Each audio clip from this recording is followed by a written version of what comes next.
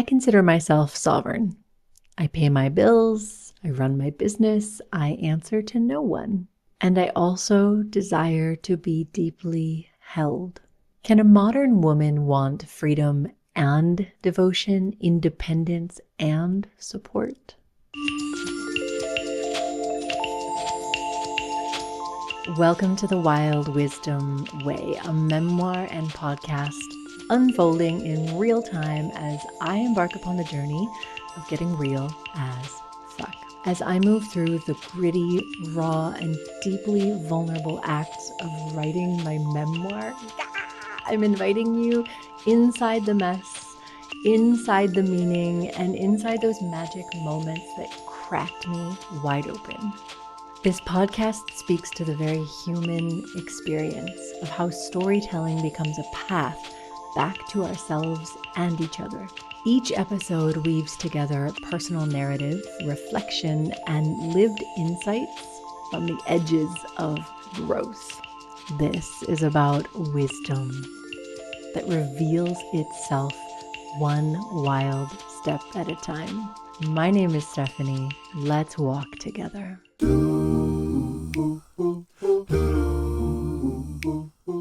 In this episode, I explore my own personal experience of the modern conundrum or paradox of women who want it all. Women who want sovereignty, self-sufficiency, freedom, independence, and also deep devotion, care, co-creation. Is it possible? I'm not sure, but I'm willing to go there.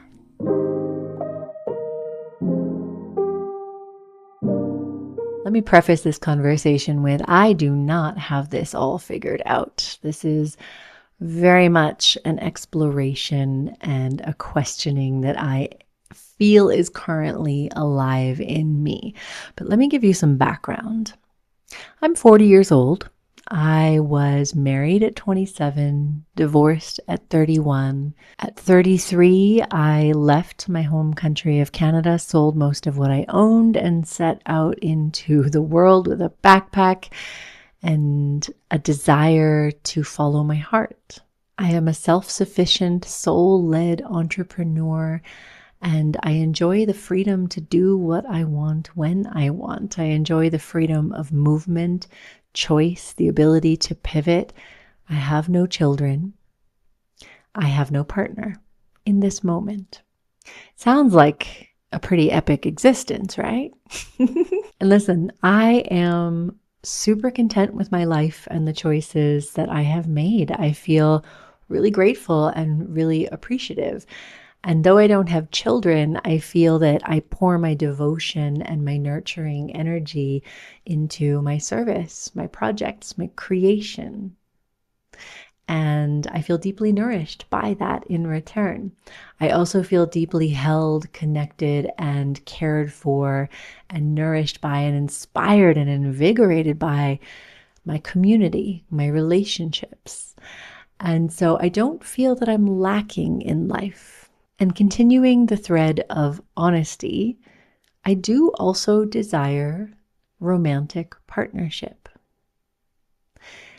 Yet, I don't desire romantic partnership within the old model or the traditional roles of this is what a man does, this is what a woman does. I don't want a man to provide for me fully in the traditional way. I want to make my own money. I want to spend my own money. I want to choose what I do with my own money. That feels good for me. I want to continue to enjoy a life where I am free to pivot, free to follow that inner yes. I think that's really important. And I've noticed that in some relationships, that inner yes becomes repressed. And it becomes about, what does he want? What does he need? Let him lead the way. And I recognize that when I am in romantic partnership, when it feels aligned and it feels harmonious and it feels balanced and we both feel empowered, there's a deeper layer of sensuality and receptivity that opens in me.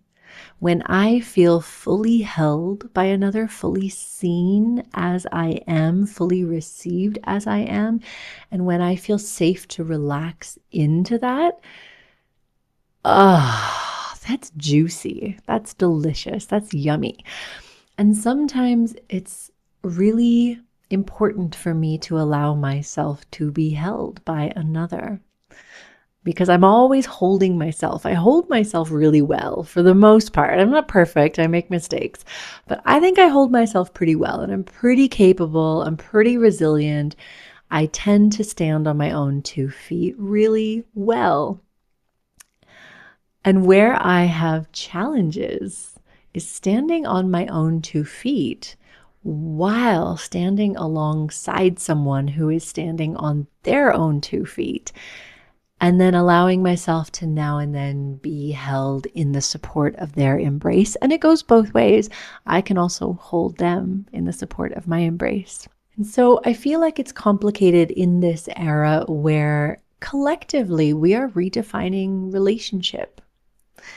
When women no longer need men in the same ways, and men no longer need women in the same ways. Men don't necessarily need women to cook and clean for them. Men are learning to do that for themselves. Thank freaking goddess. So when those traditional roles don't resonate anymore, that leaves us in this open question. What does relationship look and feel like? Having been married, I recognize that marriage is not for me. I don't want a legal title or a government to define my relationship. That doesn't mean that I don't desire devotion and commitment.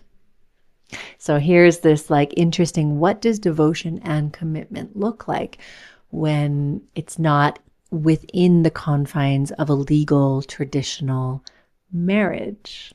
I've also been with a lot of men who I felt like I couldn't fully trust to hold me because they were a little too wishy-washy, a little too oh, whatever. And they weren't clear in their purpose and their direction. And in those relationships, I found myself taking charge, taking the lead, because I was like, they're not going to get any of this shit done. I got to do it myself. And that didn't feel good for me.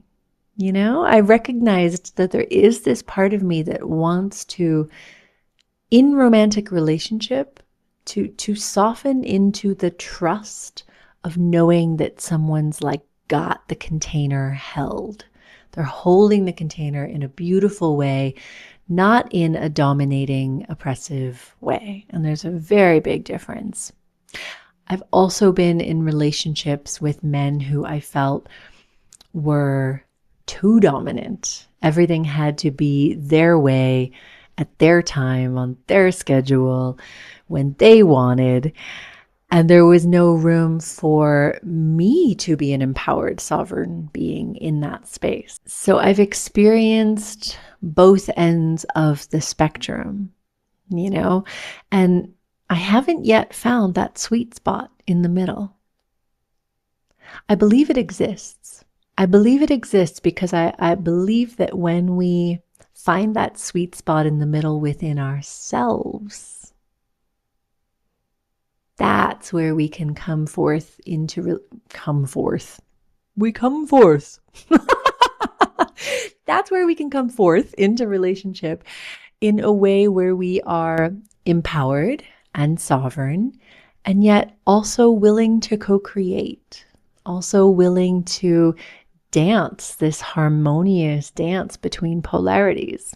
So first of all, I feel like we've been sold a myth, my friends. And the myth is that independence equals emotional isolation. And I believe that independence is this ability to fully hold ourselves. But it doesn't mean that we block ourselves from being held. There's the difference. I think isolation is when we block ourselves from being held. And I've been there. I've done that when I just feel like nobody's going to hold me in the way that I want to. I can't even trust that that's safe. So I'm just going to be over here holding myself. And then I put up walls, right? And I think sovereignty does not have to mean putting up walls. I think true sovereignty, true independence, if we even want to call it that, is the ability to fully hold ourselves and to acknowledge when we desire to be held and to be open to receive that. Man, woman, whatever, it doesn't matter who we are identifying as. I feel that this is what sovereignty is. And ideally, what I desire in a relationship is for both of us to be in that sovereign expression of really being able to hold ourselves, being able to meet our needs, being able to ask for what we need, and being able to receive support when it's appropriate. I think what I've always been afraid of is this very, very blurred edge codependency that can happen. And I've been there in relationship where it felt like neither one of us could really stand on our own 2 feet, and we needed the other to help us feel whole. So as sovereign beings walking this wild wisdom way and desiring to also walk with one another, I think maybe the key question is, can we let someone support us, hold us, help us without shrinking? And can we do that for another person? Can we hold, support, or help another person in a moment where it's needed without needing to dominate or have power over them? Because all of us at one point or another in our lives are going to need, desire, and want support. Yeah, we're not on this journey alone. So I think it's really important. I know for me, it's really important to acknowledge that, because I tend to hold a lot on my own. And a lot of that came from conditioning in my youth, where my mother did not have the capacity to hold much. And so I ended up holding a lot for her and for my siblings and for my family at a very young age. I was holding more than what was mine to hold. And so I learned very early on that I can't trust anyone to hold my stuff, that only I can hold me. And for a long time, that created a sense of like, okay, I'm just going to stay over here in my separate bubble, holding myself. And I'm not going to let anybody in because I already don't trust that they have the capacity to hold me. And so my journey in relationship, and all relationships, not just romantic, but in friends, with co-workers and co-creators, lovers, whatever it be, my work has been to open to the possibility of being held and to enjoy the sensuality that moves through in that space of receptivity. It's been big work for me. I'm still there. I'm still in it. I haven't figured it out. And let's talk about this rise of feminine leadership, this empowerment of the feminine that is happening in our world in real time. We have a long way to go, my friends, but it's happening. Women are rising into roles of authority and leadership. And a lot of people feel like it needs to be an either or. It's either the women are in charge or the men are in charge. Choose. I'm here to dare to envision and dream and bring into being a world where that's not the case. It doesn't have to be women in charge, men in charge. And this doesn't even have to be women or man. It can be masculine, feminine. We all have that within us to varying degrees, right? I'm really calling into being in myself and in my world, in our world,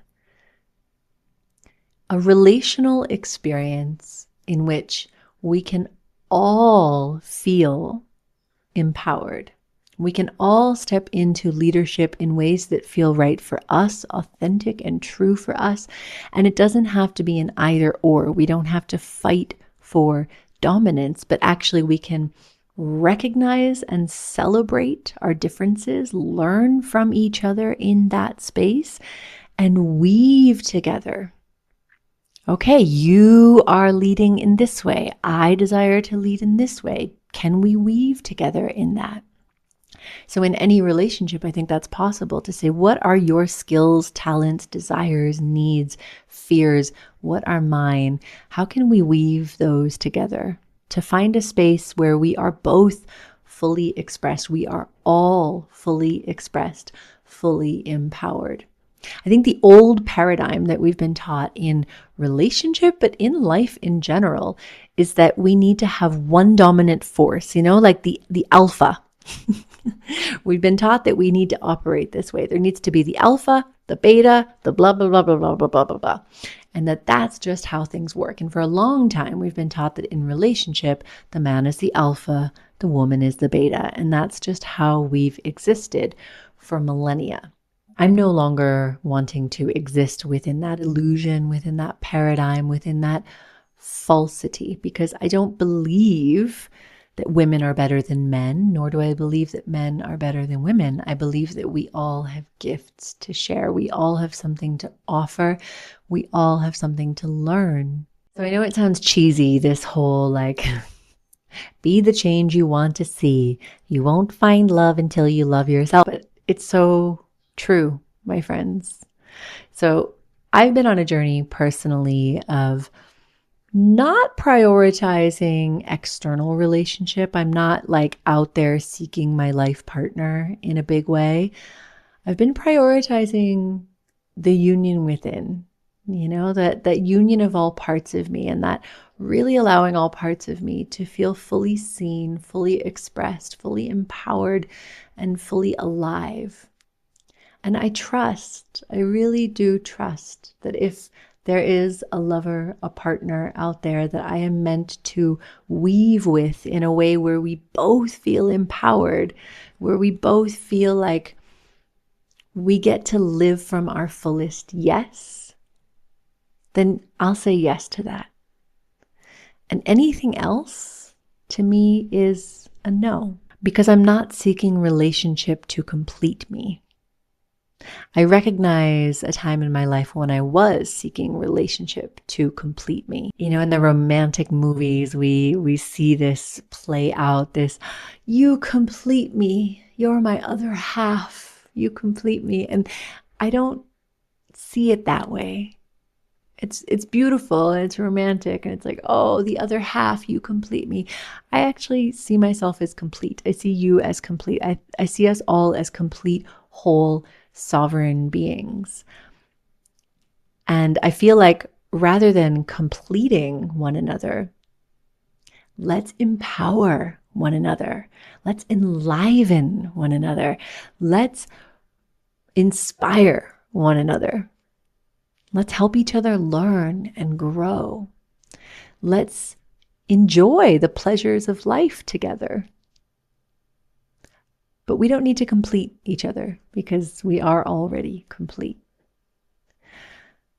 So I guess that's where I've arrived in this moment in terms of my navigation of having been through many different relationship models and experiences, and recognizing what feels like a full yes for me, what I deeply desire, and also giving that to myself. And seeing how deeply my needs are already met in all my relationships. This is going to sound super cheesy, so bear with me, but I had this moment of recognition recently, a few months ago, where I just had this aha moment and my heart cracked open. And I recognized that everyone I meet is the love of my life. Everyone I meet is the love of my life. And so I feel so full in that. I feel so full when I look at all my relationships. I feel so full. I have so many loves of my life. How blessed am I? That person I just happened to walk by in the street and say hello to, love of my life. Wow, another one. Because essentially, every single human being, all of us, we're all just mirrors of divine love. We're mirrors of consciousness. We've all come into different forms, but we're all that same consciousness, that same love, that same light. And so it's almost like whatever happens relationally for me is a mystery, and I don't know who I'm going to meet and how they're going to impact my life and how I'm going to impact theirs. I'm open to all of it, and I feel so full and so complete in the knowing that I am the love of my life, that you are the love of my life, that love is life. And so may we all live, breathe, dance, sing, cry, laugh, and serve, and connect from that place. That love is life. Cuckoo-ca-choo. And if I haven't said it yet, I love you. Thank you for watching, and I would love to see you in the next episode. If you're feeling into taking that tender first step, try my free empowerment ritual. It's online, it's simple, accessible, a 25-minute set of daily practices that can help you to rise and thrive in an empowered way. I'm going to put the link in the description, but you can also comment free ritual and I'll send you the link directly. Thanks so much for walking this wild wisdom way with me. If you're feeling along your own path, that you're walking towards greater authenticity, more empowered expression, and fully embodied wisdom, you're in the right place. If this feels resonant, please share your love by subscribing, liking, and sharing this channel with your loved ones. I'd also love to hear from you in the comments. How's this landing in you? What feels alive for you? What's moving through? Let's talk about it. See you in the next episode. Much love.